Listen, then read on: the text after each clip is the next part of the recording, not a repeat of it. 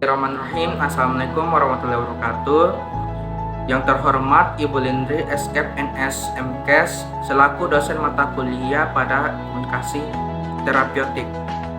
Saya Muhammad Auluddin Syawal, NIM K.22.01.034. Kami dari kelompok 8 ingin mempresentasikan hasil diskusi kami, yaitu materi tentang aplikasi komunikasi terapeutik pada klien, keluarga, kelompok, ataupun tenaga kesehatan. Dengan mempersingkat waktu, langsung saja saya akan memberikan kepada pemateri pertama. Persilakan. Assalamualaikum warahmatullahi wabarakatuh.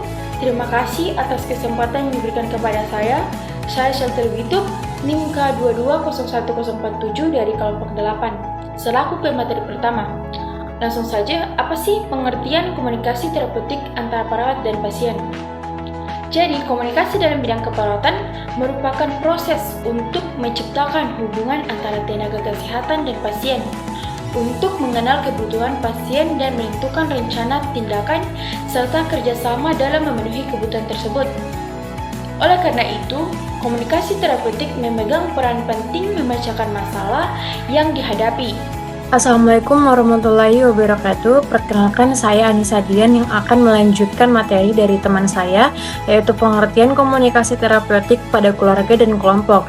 Nah, pengertian keluarga dan kelompok itu berbeda. Hal ini bergantung pada orientasi yang digunakan dan orang yang mendefinisikannya. Menurut Singgi tahun 2008 dan Friedman tahun 2009 mendefinisikan bahwa keluarga adalah kumpulan 2 orang atau lebih yang hidup bersama dengan keterikatan aturan dan emosional, dan individu yang mempunyai perannya masing-masing yang merupakan bagian dari keluarga.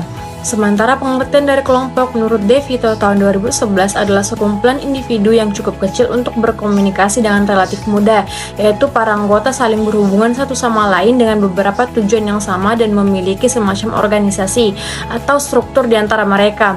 Kelompok yang mengembangkan norma-norma aturan atau peraturan yang mengidentifikasi apa yang dianggap sebagai perilaku yang diinginkan bagi semua anggotanya. Itu saja materi yang saya sampaikan. Saya kembalikan kepada teman saya yang akan melanjutkannya. Assalamualaikum warahmatullahi wabarakatuh. Perkenalkan, nama saya Nurul Aziza Said. Di sini saya akan melanjutkan materi dari rekan saya, yaitu strategi komunikasi terapeutik pada keluarga dan kelompok. Yang pertama, respek komunikasi harus diawali dengan sikap saling menghargai, respect attitude. Yang kedua, empati adalah kemampuan untuk menempatkan diri pada situasi dan kondisi yang dihadapi orang lain. Yang ketiga, audible berarti dapat didengarkan atau bisa dimengerti dengan baik. Yang keempat, rendah hati. Sikap rendah hati dapat diungkapkan melalui perlakuan yang ramah, saling menghargai. Yang kelima, jelas pesan yang disampaikan harus jelas maknanya, dapat menimbulkan banyak pemahaman selain harus terbuka dan transparan. Yang keenam, tepat dalam membahas suatu masalah, hendaknya proporsi yang diberikan tepat, baik waktunya, tema maupun sasarannya. Hambatan dalam komunikasi terapeutik: yang pertama ada konflik peran, yang kedua ada usia, ketiga pendidikan, keempat ekonomi, kelima budaya, dan keenam bahasa. Assalamualaikum warahmatullahi wabarakatuh. Perkenalkan, nama saya Al-Kausar. Di sini saya akan melanjutkan materi dari rekan saya. Materi selanjutnya yaitu faktor yang dapat mempengaruhi komunikasi terapeutik pada keluarga dan kelompok. Yang pertama, citra diri dan citra orang lain. Setiap orang mempunyai gambaran-gambaran tertentu mengenai dirinya, statusnya, kelebihan dan kekurangannya. Yang kedua, suasana psikologis diakui mempengaruhi komunikasi. Yang ketiga, lingkungan visi komunikasi dapat berlangsung di mana saja dan kapan saja dengan gaya dan cara yang berbeda. Yang keempat, kepemimpinan dalam keluarga.